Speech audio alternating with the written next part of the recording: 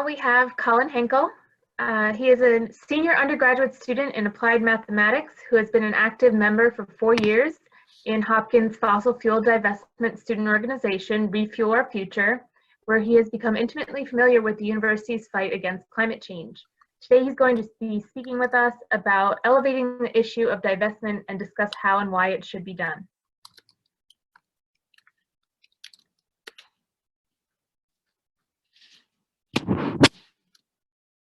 And I'll be doing a pre-recorded talk.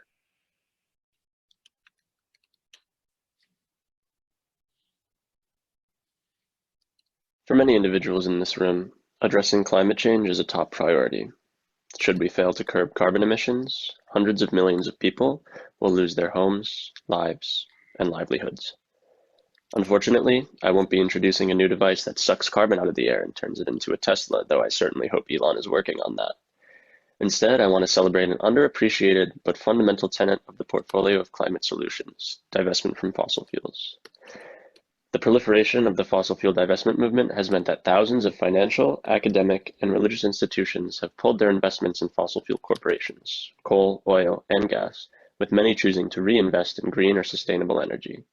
Johns Hopkins is among these institutions. In 2017, the Committee on Investments of the Board of Trustees chose to divest Hopkins' $4 billion endowment from thermal coal companies.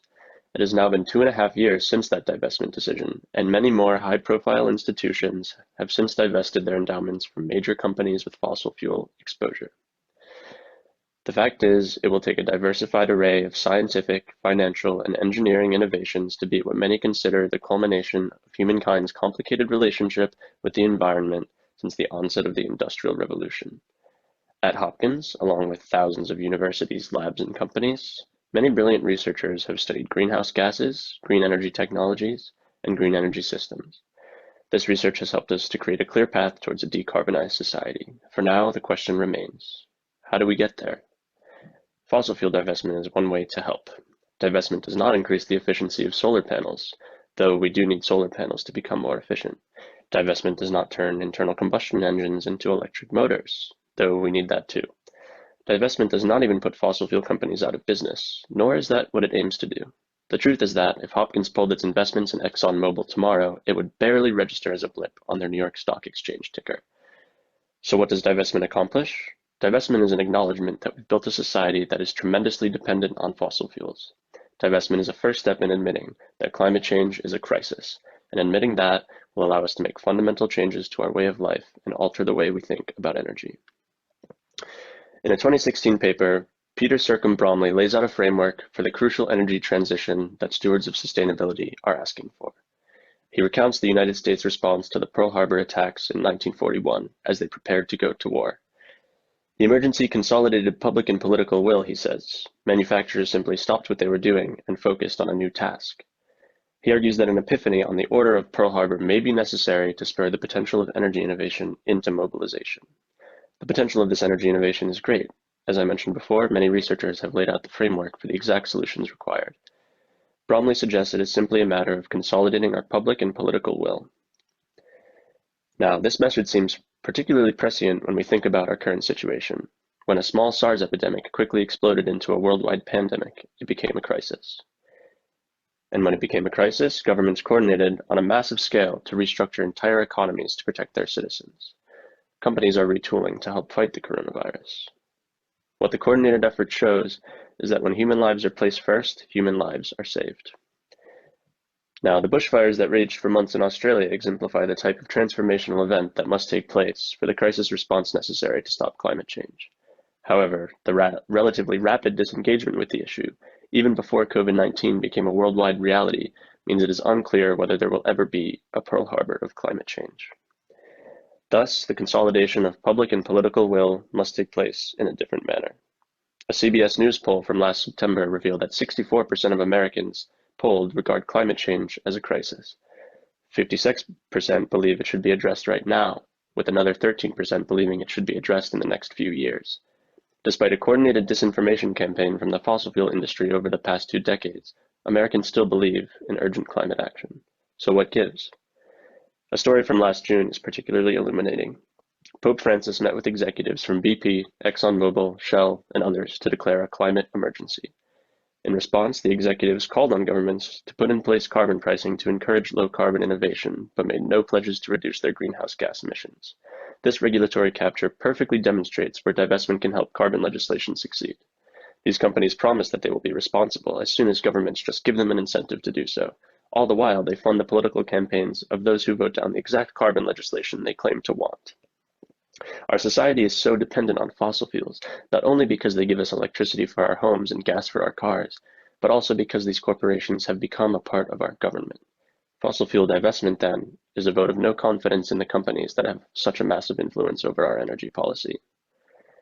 After Refuel Our Future, the undergraduate club at Johns Hopkins advocating for divestment submitted a proposal to the Board of Trustees urging them to divest our endowment from fossil fuels. The Public Interest Investment Advisory Committee under the Board of Trustees, or PIAC, performed comprehensive research and identified 5 criteria for university divestment. The first, social harm of activity. Second, the likelihood of effect of action. Third, moral leadership. Fourth, fiduciary responsibilities to mission, endowment, and fiscal soundness. Fifth, representing the values of the university community. On the first count, the committee found the most polluting companies guilty as charged. On the second count, they acknowledged that while individual action is unlikely to result in change, participating in the collective action of divestment can move the needle forward. And reports from Bloomberg show that fossil fuel corporations like Shell are improving their renewable energy targets based upon dissatisfaction from investors. On the third count, PIAC argues that universities have in the past and must continue to be moral leaders on controversial issues. If Johns Hopkins can admit that climate change is a crisis, then a divestment action is highly consistent with the belief that the status quo of fossil fuel dependence must change. On the fourth count, there is substantial evidence to suggest that a fossil-free portfolio performs at least as well as a fossil-full one. And on the final count, a divestment action represents the values of the university in addressing climate change, consistent with our actions in reducing our carbon footprint and promoting research and education in sustainability. In 2014, Bloomberg found that over a 1-decade period, fossil-free indexes performed almost exactly the same as the S&P. Divestment is more than just a financial strategy. It is a new idea, and new ideas are a JHU specialty. PIAC spent many months doing brilliant research on the impacts of divestment. As we have already discussed, the fiduciary impact of a Hopkins divestment is small, but the work of PIAC has laid a foundation for the university to have a great role to play as a thought leader in sustainable investment. Of course, Hopkins must divest to show that it can be done, but we also have the ability to build an academic identity around sustainable investment and empower other institutions to make investment decisions that force our fossil fuel corporations to assume responsibility for the climate crisis and do their part in fixing it. A common misconception of divestment is that we will never be able to influence these corporations as shareholders. In fact, divestment is the ultimate expression of shareholder desire. Divestment empowers fossil fuel corporations to shift their business practices to become stewards of sustainability. If a fossil fuel corporation appropriately shifts these practices, there is no reason they cannot become an ideal candidate for sustainable investment. Milton Friedman said, "Only a crisis, actual or perceived, produces real change. When that crisis occurs, the actions that are taken depend on the ideas that are lying around. That, I believe, is our basic function. To develop alternatives to existing policies, to keep them alive and available until the politically impossible becomes the politically inevitable." A divestment action is by no means easy, and in 2017, not many institutions had done it.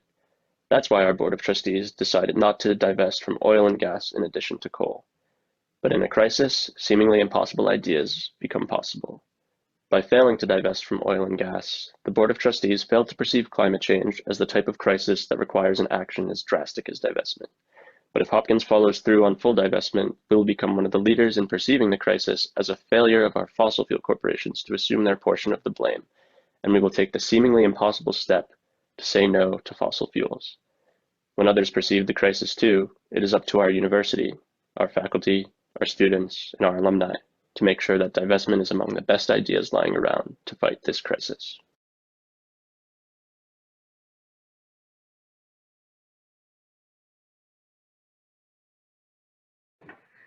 Wow. Okay. Thank you, Colin. Please enter your questions into the Q&A box, and we already have one up here for you. Colin, any news from JHU administration about what exactly has been done with their investment portfolio since their original divestment announcement? Yeah, thank you, Dr. Farrar, for that question. So the divestment action took place in December 2017. So they began to start pulling their investments at the end of 2017. And the way that the Board of Trustees reports their investments is on an annual basis. And so it basically has taken you have to wait until the end of 2018 and the end of 2019 to realize the full impacts of this divestment. So our club met with the provost last December, I think, December 2019, and the Committee on Investments is working on a report of the total fiduciary impact of this divestment. And I think they were planning on releasing it soon, but I think that the pandemic has kind of put a hold on that. But as far as the total amount divested, it seems that it's in the range of about $20 to $30 million in direct investments in coal companies, and up to $100 million in like mixed portfolios, commingled portfolios. But those are, of course, not published numbers yet. So we'll have to wait and see on that. All right, we have 2 more minutes before we can switch over to our next speaker. And I'd like to ask, what is the #1 tangible, specific thing that you would task a SLC working group to work on to help contribute to divestment? I think definitely emphasizing the benefits of sustainable investment, reinvestment in green energy technologies, and socially equitable investment. I think that it's really important to understand how our money, I mean, we are a massive university. Our endowment is now over close to $6 billion thanks to Michael Bloomberg's donation. And so understanding how our money can be used to express what we want to see in the world, I think is something that's really important, and showing that sustainable investment is possible and divestment is possible. And I think that the university definitely has a lot of academic firepower. We have a budding business school, we have the SLC, we have all of these institutions that can, empower us to be like a thought leader on this issue. All right, and we have one last question from Stuart. Did the divestment action actually include mixed investments? Yeah, so the threshold that was set for the divestment action was that if we have a portfolio for which 35% of the total equity invested is held in thermal coal companies who make 35% or more of their money from thermal coal, then those portfolios would be divested. So you kind of have a double threshold there, where first the fund has to have a substantial portion of it being thermal coal, and secondly, of that which is thermal coal, the companies need to be mostly, or at least a third of their business operation has to be from the actual production and selling of thermal coal. And so obviously that's a pretty specific bar to be set, and definitely kind of boxes off the type of financial impact that divestment can actually have. All right, thank you, Colin.